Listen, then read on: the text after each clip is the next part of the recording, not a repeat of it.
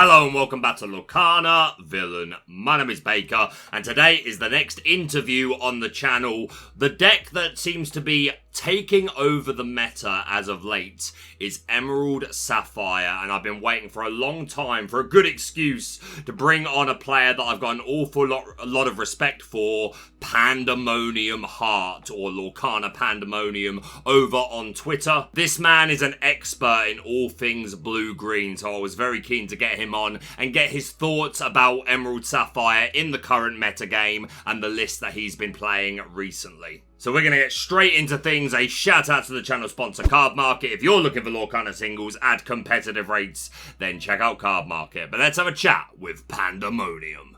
And as promised, I have brought the master of the cow himself, my man, Pandemonium Heart. Bro, every time I say that name, like, it just does things to me. It's such a powerful name, Pandemonium. It takes me back to my Yu-Gi-Oh days, actually. I don't know if you were ever a Yu-Gi-Oh guy, but there was an archetype. Oh, I was. Absolutely. The Archfiends, right? With the Pandemonium. There, you know. So you know how powerful that name is.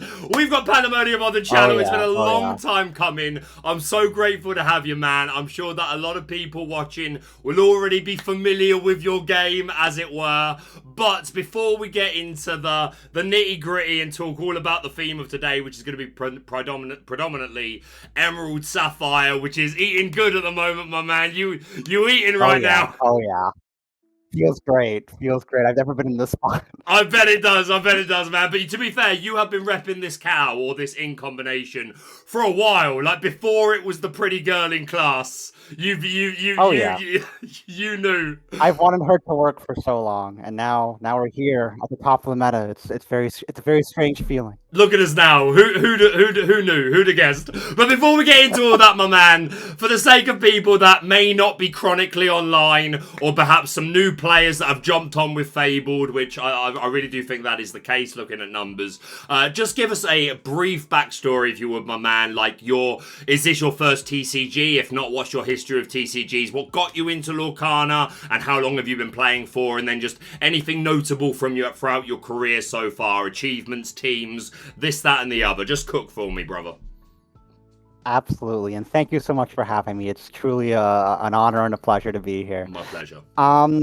So my first TCG was Yu-Gi-Oh! I grew up with it, and I played it competitively for a couple of years, getting back into it around when Master Duel came out. But I was looking for a change of pace after a couple of years. I had some success there. Lorcana came along, loved Disney, so I'd like, yeah, I'll give it a shot. I could use a bit of something different. Sure.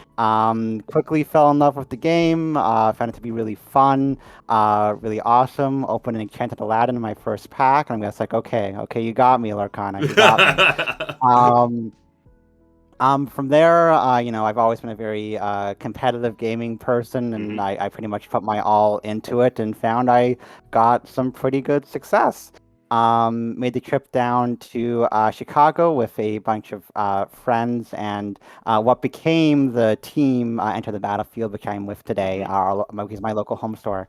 Went down to Chicago with Yellow Green Discard, and ended up getting top 32 there on a very fun run. And from that moment, it was like, all right, this is what I do now, competitive Lorcana. This is my personality now. Basically, it's been my whole life the past couple of years here. Went to a few other DLCs. Didn't have anything too noteworthy. I had some success at like smaller tournaments here and there. But then I had my big coming out competitive moment, in essence, at NA Continentals. Went through an LCQ with Blurple to get my invite. And then at the main tournament, went top 16 at that event, losing out to Zan in Top Cut, but making a bit of my name for myself there and helping put Blurple on the map for the first time. And then since then, it's been quiet, I guess, because there haven't been a lot of events. It's been off season, yeah. There's not been a whole lot happening. But last set, we did pick up green blue after experimenting with it in set 6 quite a bit. In set 8, I picked it up again. Loved it thanks to some new additions that came along, such as the big basil. That's been really nice. And we brought it to PPG Texas, where we got top 32 in one of the 5Ks with blue green. When Fabled came around, I had pretty much exclusively played blue-green in set 8 or close to it, and I said, like, okay, it has most of the cards are still there. It lost Muses, it lost Tala, but let's see how this feels. And very quickly I found there's something here. There's something here worth playing. Decided to put out a guide on it, I guess, before CCS. I took it to CCS, went 6-3, top 64. Didn't quite make it, lost a couple wins in, but it had a fantastic weekend at CCS, and since then, the deck has just been popping off like crazy. People want a home for control, and this is that home. Yeah, it does seem to be that way, but wow, what a career so far. Again, like, my Yu-Gi-Oh! Is my history as well, so I'm right there with you. And yeah, as I said before, you have been repping this in combination for a while now. I will give an extra shout out to ETB, because it was them who took out my guys' Villain Club in the ICL in Top Cut, and respects to you, because we were on a run, my friends. I mean, I say we. I was the manager, but my guys were absolutely on a run. So shout out to. That was a scary matchup. We were very fortunate that we got the matchups right, and blue green showed its stuff. It put in a lot of work. Yeah. So my point, you've been. You're not just hopping onto the cool kid wagon. You've been testing this cow for a while and gotten a bit of a villainous name for yourself, which I absolutely approve. Villain Club are big fans of Pandemonium Heart. But as you say, we find ourselves at a time where this ink combination that you have been testing vigorously for a while and like really trying to perfect, both in terms of lines and the cards, and now post Fabled, it seems one of the better positioned decks, and like the results have started to show that. It seems to have pushed Amethyst Steel out of a couple of metagames from events recently. And it's one of the reasons that I was as good as locked into Amethyst Steel for content creator set championships that are coming up. And it's this that's making me really second guess that.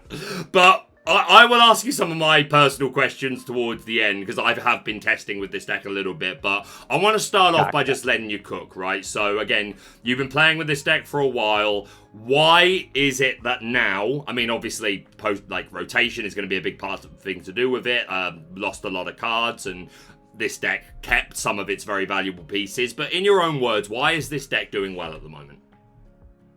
Ultimately, it comes down to its ability to kind of attack some of the top decks in the format.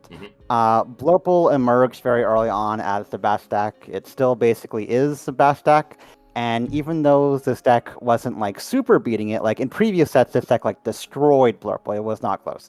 Now it is close, but it was clear in my testing that this deck had a very small but distinct edge into Blurple, where you would have a few percentage points there. You can definitely outskill maybe some lesser Blurple players, especially if they don't see this coming and don't know exactly what they need to do against it. And because of that, that automatically gave it some leeway in the format. Like, okay, this can like usually beat, or at least have a good shot at beating Blurple, then it has some merit. Beyond that, it kind of felt like this deck could have the tools to take on any deck in this format. I found Purple Steel to be surprisingly feel even easier than Blurple a lot of the time, because you could always go over Purple Steel with your big bodies that can generally trade 2 for 1. If they were on illusions, you could play stuff like Improvise and really potentially blow them out that way. And then Amber Steel, of course, or anything aggressive, you have access to one of the I guess effectively the only big board wipe in the format in Under the Sea. So you have a tool that can actually take on those massively wide boards and potentially come back from a losing situation that way. And so essentially with the ability to take on any of the top 3 decks and potentially have favored matchups into them, depending on what you tech, it became apparent that Green-Blue could be a power player and was deserving to be the top tables and be considered a Tier 1 deck. Yeah, and I mean, it seems that it has the most potential of all the current meta decks to do the most unfair things. But you seem to, I say you, again, I attribute a lot of the success to you, and obviously you've got your own Metafy and stuff, which later on we'll talk about, and I'd love you to plug for the audience that would like to hear even more about your thoughts on this deck type, but we'll get as much out of you today as we can. But my point being, this deck seems to have the highest ceiling for doing unfair things, but again, I've only done a handful of games, but it seems like it's fairly consistent to kind of get those unfair things going. Again, you know, RNG and the skill of your opponent dependent. You already mentioned if they know what they need to do to get around it. I mean, you mentioned Amethyst Steel, and so did I. And like, just heads held high on multiple illusions, like sometimes just seems to catch people completely off guard. Is that something to do? And yeah, you know me, I like a board wipe, and Under the Sea is basically all we've got at the moment. I see I've still got that one-off bend to my will. We're not really a discard deck, like, at all. I mean, Basil can obviously contribute towards that, but you like the cheeky one-off bend to my will. Is that like a mirror breaker in your opinion? Oh yeah, 100%. So, you know, Bend in previous sets, it felt like much more of a focal point of the deck, where you had muses that could bounce anything small, so you can make sure to fill their hand. That's a little bit less common in this day and age when you don't have that muses, unfortunately. But even so, it can still come up sometimes where you get ahead on board and then you just wipe out their hand with a bend to make sure that they can't fight back. It's effective into Blurple in that way. And certainly in the mirror, it can be an annoying mirror breaker where I think the mirror is actually pretty skillful, but Bend is just that card that, you know, you remove their Clarabelle with a song, and then you play Bend and you win the game on the spot. It can be a very, you know, it's tough because it's unankable and it's high cost, but the power level, it can just win games out of nowhere sometimes, and it's hard to give that up. What else do you think contributes towards the mirror in particular? Again, I'm sure experience and skill has a lot to do with it, but again, from my experience, and again, you could say this about a lot of decks, right? The way their machines work, but like in the mirror match for this, like if I'm on the play, just knowing, like even if both players have their optimal starts, just being able to do that shift Clarabelle, sing You're Welcome first. Oh yeah. More often than not. Like, again, I'm sure a player with more reps on a deck than me will be able to work, well, maybe can work the reps. I want to hear your thoughts, basically. Like, how play draw dependent do you think this mirror match is, and how much room is there for skill to, like, help you come back on the draw? It's definitely, I mean, play is massive just because of that shift Clarabelle line. It's so much stronger on the play than it is on the draw, pretty much in any matchup, but certainly in the mirror. And singing You're Welcome first is very big. That being said, it largely comes down to tempo and singers in large part. Where because of Clarabelle, resourcing becomes a little bit funny, where at any point you can theoretically drop a Clarabelle down, and even if you fed your opponent a ton of cards through You're Welcome, or they get drawn a lot off Clarabelle, you can potentially swing the pendulum like immediately back, have that Clarabelle refill you. So because of that, it becomes a lot more about trying to keep singers on board and stopping your opponent from having singers on board, because you can always threaten that board wipe of heads held high Under the Sea, but you need at least a 6-cost worth of singing on board to pull that off. And so you want to try to maintain that so you can always flip the board when it's advantageous, and then hopefully be questing more than they're questing to eke out towards victory. So because of that, on the draw, there is some leeway. Like sometimes even hard casting You're Welcome or Mother Knows Best, even if you're running that card as an option, onto that, you know, that shifted Clarabelle that came down. It's definitely slow, but it can get you back in the matchup sometimes if you have answers to follow that up with, say, your Basils or your Hades if you've ramped a lot. So there is a lot of back and forth in that regard, where you're trying to bounce each other's threats or banish each other's threats or shuffle each other's threats, doing everything to try to stick something and stop your opponent from sticking things, and finding opportunities to get tempo, get multiple bodies on board that can maybe be harder to deal with. It's very interesting and engaging up until the point that they bend you and you don't have a Clarabelle on board, at which point you die.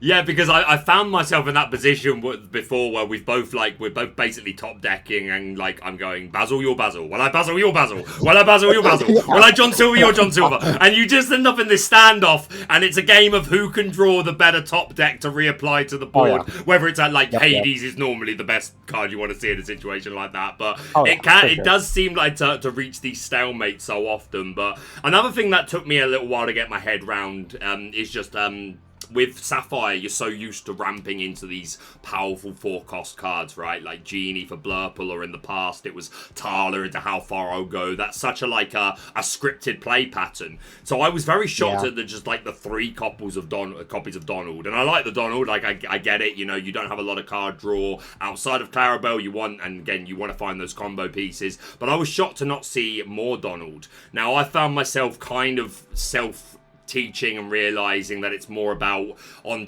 your turn 3 with 4 ink, you can like Pleakley the Tipo and then play a second Clarabelle. It seems really important to like make sure you secure that Clarabelle line if they strength it or that if they're on the play and they're able to Elsa it, maybe like if they're Blurple and they're ramping 2, they can Elsa your Clarabelle beforehand. So it seems important to get down like multiple Clarabelle lines. But I'd love to hear your thoughts from it, from the mind of the goat himself or the cow himself. What is the most important when you're setting up the early game? And again, I kind of want to get your thoughts about this into the 3 main decks, and potentially even the mirror. So from whatever angle you think best to talk about it, like what's important on your mulligan and like important to set up against these various decks. So on the play, assuming you're blind perhaps, or into basically Blurple or usually the mirror, you're essentially looking to, it's pretty much always about Shift Clarabelle on the play most of the time, where you guys are looking to secure that line and make that line as consistent as possible and get her down ideally on turn 4 so you can actually maximize getting card draw off her, because it's harder to do so nowadays when you don't have muses. So for that reason, that's why we're on, the age shift targets, the 12 cow package, as you might call it, just to try to make that line as consistent as possible. When you're on the draw into a Blurple or Amber Steel or Purple Steel, getting 2 shift targets down to try to guarantee it is really important and really strong. Making Steel have 2 answers. Blurple in general can really only have 1 answer. They can also 1 thing before turn 4 or 5, and after that you're good. So you can still shift and potentially sing Under the Sea, or you're welcome to swing the board back in your favor. That's massive.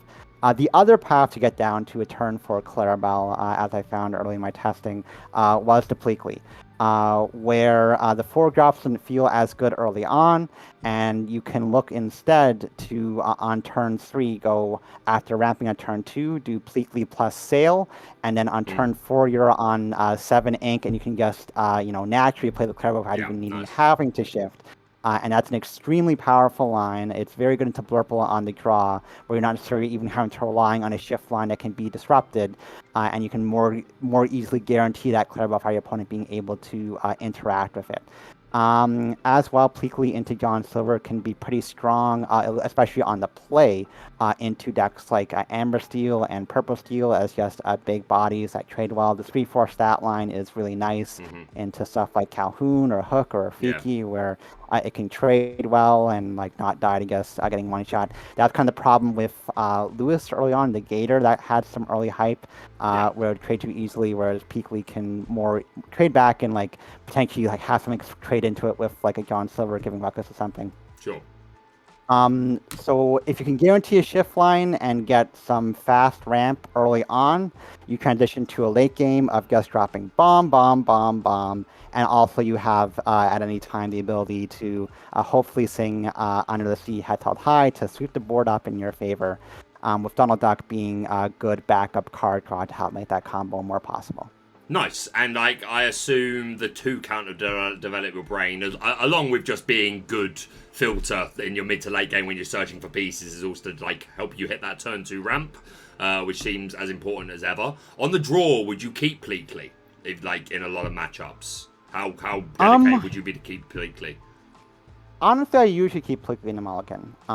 Pretty much play or draw into most matchups. I think the one exception might be into Amber Steel. You wouldn't necessarily keep him just because I think he's actually too slow into Amber Steel all the time. Got it. And on the draw anyway. On the play, he's fine, but on the draw, you need to more basically hard mulligan to find that shift line to swing Under the Sea and try to secure it if you want to beat Amber Steel on the draw.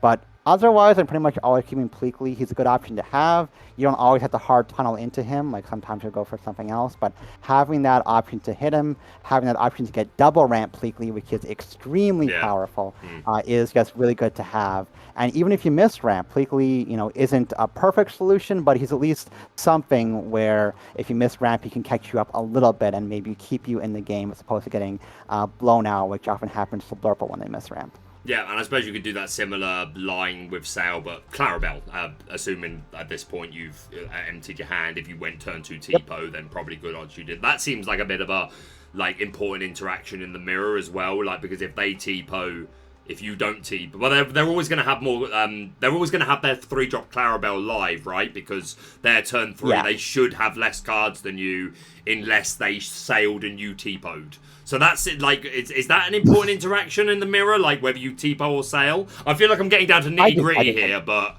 this is the time. Absolutely, no, absolutely. In a lot of the cases, I hate seeing T-po. I don't like seeing my Blurple or Green Blue opponent do T-po. I kind of prefer if they do sail, which sounds crazy because sail has always been the steadier card. But I want my opponent to have cards if I'm going to Clarabelle. Yeah. And in Green-Blue, Tipo is a very relevant thing helper to help you with Under the Sea along with a big drop. So there's that aspect to it too. Yeah. So my next question is the counts of Under the Sea and Heads Held High. Now one thing I have realised from playing it is if you get blocked up with Uninkables, that can be super, super bad. Obviously, we've got Bobby here that can help out a little bit with that as a nice little looter. But again, I would have just thought, because it's a combo deck as well, I'd want to see max copies of these combo pieces. So what's led you to the 3/3 line? How certain are you of it at the moment? So I'm pretty sure that 3 Heads Held High is correct. The issue being the card is pretty useless except for exactly Under the Sea. Yes, sometimes you can blow out Purple Steel with a bunch of illusions, but that doesn't come up very often. So you basically only want it for that combination. You want the room to ink the first one, but I don't want to weaken my top decks a bit more essentially by playing 4 copies of a card that only works in combination. Sure. And sometimes the board wipe isn't even necessarily going to be open to you or the right option necessarily. Sometimes if you guys have one big threat, just Hades it instead of board wiping, So from that perspective, I don't think four of a mostly very combo dependent card is the way. For Under the Sea, I absolutely can see the justification for, and it is something I'm considering more myself. Essentially, what I've done in this build and what I ran at CCS was say, instead of running 4 Under the Sea, I'll run a Dig a Little Deeper kind of instead as a card that, can find it Under the Sea if I need it, but can also be flexible and an alternative. It can really suck sometimes when you clog up on Under the Seas, especially in spots where you don't need it. And also, Dig can also be cloggy. It can be a different card that can potentially, help have more variety in the hand, if that makes sense. Where you're less likely to clog up on multiple copies of Under the Sea and can have a bit more flexibility, as it were. That being said, I think 4 Under the Sea is very valid. You could very easily just swap the Dig for a 4th Under the Sea. That may be something that I consider doing, or find another slot to slot on the 4th one. Especially if Amber Steel is getting more popular, it's probably more likely to go that way. Yeah, I mean, that was going to be my question. For again, Amber Steel, pretty good showing. Again, shout out to Sky. Huge win this weekend with Amber Steel. Well, first and second place, worth saying. If you know your matchup, if you know you're against Amber Steel, would you keep Under the Sea on the draw, Mulligan? Yes, I do keep it. I keep it on the player drawn to Amber Steel. I actually think it is that important.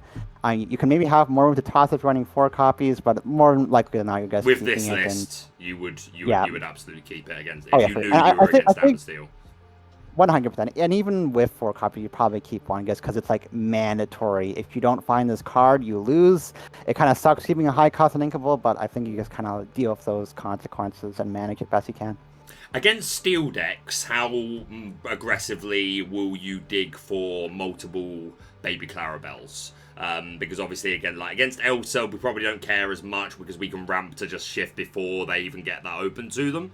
But against Steel, I'd probably be a little more scared, especially if they're on a Troubadour package where they can do it from turn 3. It's probably quite hard for us. So, like, in that matchup, do you care that much about finding multiple Clarabelle lines? Like, basically what I'm looking for is, like, actionable advice. We had another big star for an interview on the channel very recently, Tiago, talking about Purple Steel, and there was some very good comments things in the comments, about basically saying, the Mulligan tips, like things that the audience can actually take this deck away and actually start to put into account. So yeah, that's what I'd like to turn to you now for. I know you did the Alter Academy. Shout out to our boy Jbaum. I will link that video down below. But any tips you could give our audience as well as to what they should be looking for as really hard rules play or draw against our main decks. So the biggest thing is you're looking for, again, Clarabelle shift most of the time into most matchups. Clarabelle, you're not really looking for draw against Amber Steel, but you're looking for her to sing Under the Sea, so you're still looking for her. And so always Clarabelle, no matter what. At this point, I am always keeping a big Clarabelle in hand if I see it, even if I miss ramp. I think, pretty much. And as such, we're basically usually keeping shift targets. If I miss ramp, I'll keep one shift target, but if I don't miss ramp, I'll probably keep 2 in hand, whether the small one. You don't really need multiple of the street drop one because it's not very practical to play multiple copies on curve. The 1-drop one you can definitely consider multiple copies of, because you can go 1-drop sail, 1-drop, and make sure you get that line more steadily and secure. That's fine. Whereas I guess 1-drop, ramp, 3-drop is very good as long as you can find the big Clarabelle. If you don't have the big Clarabelle, you're usually mulling more cards than otherwise, just because you really want to find that card. It's very important. And so I'll be pretty aggressive in mulliganing away 4, maybe 5 cards if I don't see that big Clarabelle. That's what you need in most matchups. Against Amber Steel on the play, I think Pleakley into John Silver can be steady enough that I'd keep it. On the draw, it's probably too slow. And Pleakley is also generally a keep pretty much most of the time, except on the Amber Steel.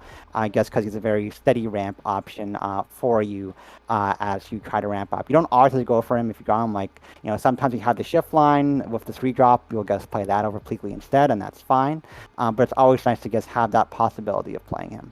Sure. And the Hades, again, you can use them for a multitude of targets, but I found myself trying to bait out theirs on a Donald or a Silver so that my Clarabelle is home free. Are there many situations where you are holding the Hades until you've seen a specific character out of whatever deck? Absolutely, for sure. I mean, against aggressive matchups, you're usually just firing it off on whatever's the biggest thing in the board, against Steel, basically. But against Purple, you really do want them to hit, specifically against, Blurple. You're looking for Dumbo and Hades, because your answers to those cards otherwise can be a bit iffy. I mean, Your Welcome works, but you need to set up Your Welcome in a good way to get fired off. Definitely good to bait out Hades that way. Oftentimes, I don't mind if Hades hits my shift Clarabelle if she's drawn a few cards, because if I'm ramping to from 5 to 7 off doing that, I've essentially kind of drawn extra that I don't have to ink. So that can feel pretty good in that way. But obviously, if you can stick Clarabelle, bait it out some other way, that can be very good. If Clarabelle lives for a couple of turns, you can get more value out of her, which is really nice for sure. And then against the Mirror, you are probably hitting Clarabelle, I guess, because you want to take her out, start getting value, and also potentially open up your option to go Bend. If you go Hades into Bend, and because they didn't play Clarabelle on the follow-up, that can be really strong. And just taking out big threats like Basil or other Hades as well. Got it. And you've already mentioned that Under the Sea you could see filtering between 3 and 4 copies. What else in this deck is that? What other cards have you been kind of playing around with and experimenting with? Any particular counts? I know a lot of Green Blue players are enjoying the Scrooge McDuck. I'll take as for example 1. What are your thoughts on Scrooge? Why isn't he here? Could he be here? I think he's not unreasonable. He's never a card that I have personally liked very much. Obviously he is very like strong on turn 3 as a big 5/5. But my issue with him is he's uninkable. And in this deck, every uninkable matters so much. And I feel like he is of a lesser power level than the other uninkable options we could run, and I don't want to get past like 10 uninkables in the build if I can at all help it. As far as other cards I'm looking at, I am looking at doing some number of bunch of knows best. Probably not 4. I think that's a little extreme, a little bit much for my taste. But it is another good tempo option that can help you against aggressive strategies. Can definitely help you in the mirror. Just essentially having more songs to help get you tempo can be good. I am going to have to consider Shift Baymax because Amber Steel has risen so much in popularity. Shift Baymax is basically the #1 tech choice we can run into Amber Steel if we're worried about what Sky has done to the meta in the weeks going forward. His ability to shift and potentially sing Under the Sea with Teakbro on turn 3 is really strong. But even aside from that, just being essentially a Scrooge with Rush, that Rush aspect makes it a lot more appealing. If the Amber Steel player quests aggressively, you can punish them. If they see you are on Shift Baymax and then they're playing more passively because they're scared of getting punished by it, that's great for you. Now that are on left floor, you have a bit more breathing room maybe in the mid to late game. So he's very strong into Amber Steel. A lot of green-blue minds, myself included, moved away from him because he can be very bricky and frustrating because of being kind of iffy into Blurple. But if the meta is enough of a percentage of Amber Steel, there's a good chance it's going to be worth sliding in there. Nice. Okay, so Baymax probably more likely than Scrooge. But yeah, I get where you're coming from. Like, again, uninkability is an issue that every deck has, but in a deck like this that like thrives so much out of taking advantage of the difference between you and your opponent's hand size, then yeah, it can get bricky, especially if they're playing Basils. And you're drawing uninkables that you now can't get out of your hand and you're just losing them. That doesn't feel good. Amazing. So my next question is, what changes would you make based on if someone wants to pick up this deck and they're walking into a local and they're saying, okay, I'm expecting a lot of Amethyst. Amber Steel, you've already mentioned. Baymax is a great card to put in if you're expecting that to be your room. Let's look at Blurple. You've already said that is not a great addition for Blurple. If you wanted to play this going into a room that you expected to be Blurple heavy, is there much you would change here, or do you already feel like this already leans into that expected meta enough? I think it does lean into it. I think Much Knows Best is probably a pretty reasonable consideration into that, adding some number. I've been trying like a split of like 3 Hades, 2 Much Knows Best myself. I know Vanderland ran 2-2 in a very good run at PPE Denver as well. So you could look at something like that to maybe give you a bit more tempo. But otherwise, I think it's pretty well tuned for Blurple at this point. Nice. There's not a lot I could think of changing for Blurple specifically. One other card that I know has been floating out around there as like an option is Donald Duck Flat-Footed, the Detective 5-drop. Focus Flat-Foot, Focus Flat-Foot. I don't know that it's strictly better into Blurple, but if you're looking for something that's maybe more steady, less high roll than Pleakley, I think he's a valid option. And what about the mirror? Just the Bend to My Will, obviously we've mentioned as a great mirror breaker. Anything else that you would add into this deck or swap around if you were expecting a lot of mirrors? Or would you just not play this and say, the mirror's awful, I don't want to do that? I mean, I suppose you'd be again, I think you could reasonably skill diff the people that have recently picked it up, right? Which I don't think again, you've been playing this deck for a long time, so it should be that way. But yeah, like if you're expecting a lot of mirrors, again, is it just the Bend to My Will and just stick to the fundamentals, or is there anything else that you think is actionable as a change? Mother Knows Best, maybe, or is that not really for this? No, I think Mother Knows Best actually is a very good card for the mirror potentially. For that same tempo reason, having more songs that can access as cheap answers is really good. I think you could look at a few cards. I want to experiment a bit with Ursula Deceiver maybe to try to disrupt combos. Sure. She has some. It's hard to fit her in curve, but she's maybe an option just to stop your opponent's board wipe.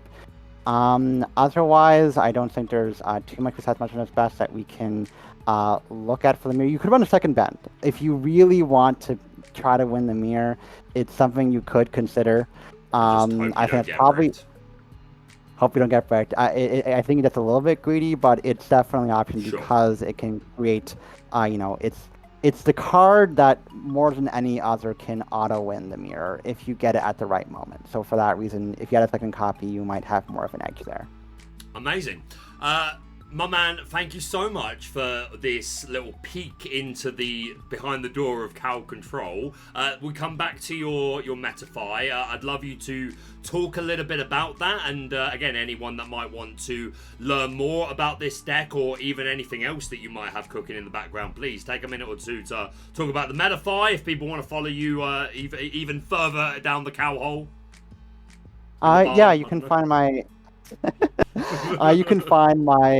Metafy at Pandemonium Heart over on metafy.gg. I've got a very extensive guide going over every matchup, every tech choice, my latest lists, my thoughts on the meta, as well as I guess some explainers, more Mulligan examples, a very in-depth tutorial on double ramping and how you maintain hand size when you go for those lines that are very important to know. And I'm committed to updating it through at least the start of set champ season, kind of give updates as they come as far as meta developments. I still need to do one for this week, but I did one for last week post CCS and all of the stuff that came out of that tournament. It's been, and I'll thank everybody that supported me over there as well. It's been wild to me just how much this popped off. I wasn't too sure about releasing a guide this early in the format, but it's been such a blessing. I feel so thankful to this incredible community for being willing to support me with it. Yeah, no, I was going to say, you were definitely one of the first people to release a definitive Set 9 guide for an archetype you're known for. So, yeah, that'll be linked down below if you want to go, as I said, further down the cow hole, the barn, whatever you call your people. That'll be linked down below, and I would absolutely recommend you do so if you want to see some success with this deck. Last couple of things to ask you, my friend. I don't know how much of a Disney guy you are, but I do like to ask all of my guests for a favourite Disney character, a favourite song, and a favourite film. Now, even if you can only just manage one of those, we'll take that. But we'd love to hear a little bit. And hey, even if it's just Lorcana that has made you like these things, then that's fine as well. So talk to us about your Disney fanhood. Oh, I love this so much. Okay, for song, it's one of those questions where it's like on a different day you could get me on a different answer. Sure. But for song, I'm gonna go with Bells of Notre Dame. I think that is a top tier response. Go on, keep talking. I think the Hunchback soundtrack is probably the best Disney soundtrack ever overall. I think it's a great film. There's other films. A man of fine taste, everybody. Look at this man. He came gift wrapped. You're so the soundtrack is next level, and so Notre Dame felt like, oh my god. I mean, there's a lot of great. I mean, a lot of people love Hellfire and Nightcrawler, but the bells is just like mind blowing and how good it is. 8 minutes of glory. That's the best. That is my. And again, I'm an extensive musical theatre fan. I've heard the most obscure opera and musical theatre prologues, and Bells of Notre Dame is my favourite prologue of all time. I think it's everything from the music to like the puppetry that's going on. It's just it's just perfect. So good choice. All right, so that's the song. So character and film, we're gonna do a double on that one, where we're gonna go with Rapunzel and Tangled. Good choice. Tangled. I don't know what it was at that time of my life in like the last year of high school, but I just fell in love with that film. I fell in love with the characters in that film. I fell in love with the humor of that film. It was all so spectacular to me. It felt like being a kid again. And I was a bit of a madman at that time. I saw Tangled 10 times in theaters. I'm not kidding. Wow, that's commitment right there. Hey, So I I'm respect still really it. fond of that. I respect it. Like, I was absolutely a Tangled over Frozen man. I was like, Frozen, I don't get the Oh hype. yes, But thank you, Tangled, thank this you, is a top tier film. thank Fantastic you. I choices. feel, I feel like I get crazy looks when I say that sometimes. But, Nah, believe that's based as heck. Love it, fantastic. So before we let you go, my friend, all I want to ask you is, do you have any shout outs, any plugs, any thank yous? Please take your moment and chat at anyone you'd like. Thank you to my team Enter the Battlefield. Always supporting me has really made my Lorcana career possible. And shout out as well to our sponsors, Endgame TCG for Sleeves, Twin Moon Studios for our mats that have really helped us make all these trips. They're not always easy, but they make it easier, and they're always so worthwhile because of how fantastic this community is. And that is a huge shout out to Pandemonium and a huge thank you to him for giving up some time to talk to me. This was super educational for me, and I hope it was for you guys too if you are also fearing the blue cow. My man's Twitter and Metafy will be linked down below. Go and check them out if you want to learn even more about Emerald Sapphire. But that's going to be it from me for now. Thank you so much for watching. If you're brand new to the channel, please subscribe for all things Lorcana. Hit that like button to show your support, and we'll see you soon.